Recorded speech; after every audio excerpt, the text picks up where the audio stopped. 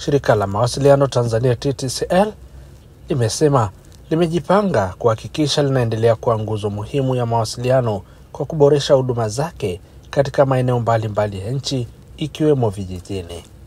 Hayo yamesemwa na meneja biashara wa TTCL Humphrey Ngowi, na kwamba shirika hilo limejipanga kuendana na mabadiliko ya teknolojia kwa kuboresha mifumo ili huduma ziendelee kutolewa kwa ufanisi.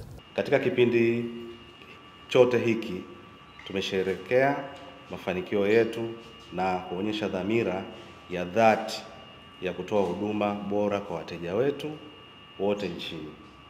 Kwa miaka mingi, TTCL imeendelea kuwa nguzo ya mawasiliano nchini Tanzania, ikitoa huduma muhimu zinazowaunganisha Watanzania mijini na vijijini.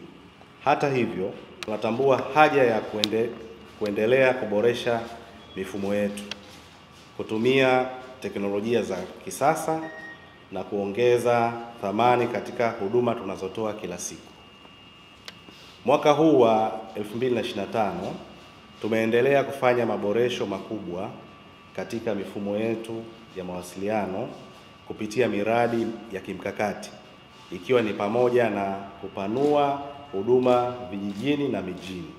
Nao baadhi wa wanufaika wa huduma za TTCL akiwemo Janet John wamekuwa na haya ya kusema kuhusu huduma mbalimbali zinazotolewa na shirika hilo. Ningependa zaidi labda watoe elimu kwa watu ambao wako vijijini kuhusiana na biashara ama huduma ambazo wanazozitoa wao, kama huduma za fiber, huduma za internet, ili waweze kutumia hii huduma kwa wingi kama ambavyo mitandao mingine inaanza kufanya. Kwa majina anaitwa Petro Njao, ni mtumiaji wa mtandao huu.